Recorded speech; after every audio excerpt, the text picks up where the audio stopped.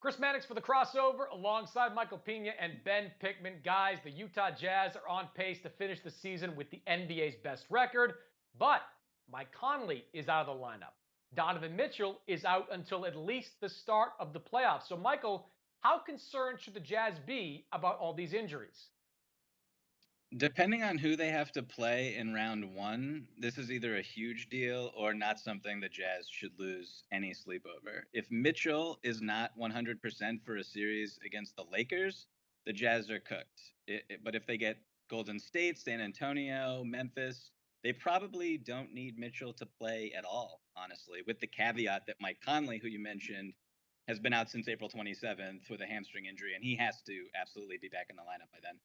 But beyond that, it goes without saying that Utah absolutely needs Mitchell's dynamic scoring and playmaking to carry their offense against playoff caliber defenses that are going to switch everything, ignore Rudy Gobert when he's off the ball, and contest the threes that were wide open during the regular season. So right now, the injury is not a crisis for Mitchell, but if it lingers as an issue over the next few weeks, it will almost definitely become one. I agree with Michael on the Lakers point, but I do think there is more reason for hesitation if the Jazz happen to play the Warriors, say, in the first round, right? I do think Utah would win that series, but certainly having a banged up Donovan Mitchell or Mike Conley having to chase Steph Curry around for 4, 5, 6 games and just have to deal with everything the Warriors throw at them on offense, that's not a great first round matchup either. Now, I do think Utah, again, would win that series. They certainly have the talent, and Bojan Bogdanovic has been tremendous, especially in his last 9 games, averaging 26 points per game on 52% shooting. But having to play Golden State in the first round is a little bit troublesome. And of course, if it lingers, it still remains troublesome. It's not a big deal right now, but obviously the Jazz and Jazz fans are hoping both of these guys get back healthy sooner rather than later. Yeah, I'd be scared of everybody, honestly.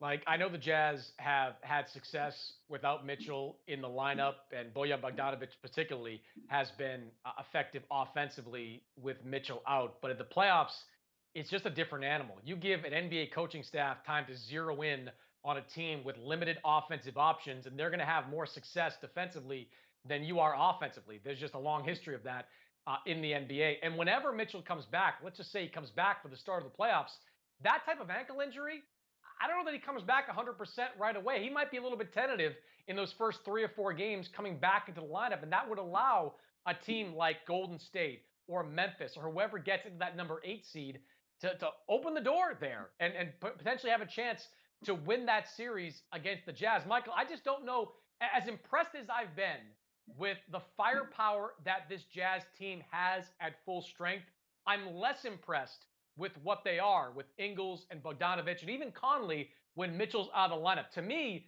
especially in the postseason, when these games, as we know, slow down and you need one guy to take over in the final sequences, I'm just not convinced that without Mitchell, the Jazz are going to be anywhere near as effective at the end of these games.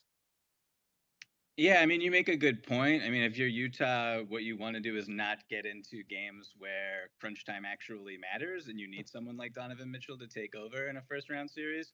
But I just look at, since Mitchell went down and sprained his ankle, like this team is still second in net rating in the league. They still have a top 6 or 7 offense, I want to say, and an elite defense. So scoring on Utah is very difficult, whether you're Golden State, whether you're Memphis or whoever. And I just think that they're extremely deep, and I've been confident in them all year. And I like the style of basketball that they deploy on a night-to-night basis. So I'm still pretty confident in the Jazz, even without Mitchell against those particular teams. But anybody else, and they have no chance. Yeah, I mean, what a nightmare first round matchup it would be if they got the Lakers in that first round. But you need Mitchell to come back strong as well in that second, third round, or else that team, for all the success they had during the regular season, it will not be a happy ending. For more, check us out over at SI.com.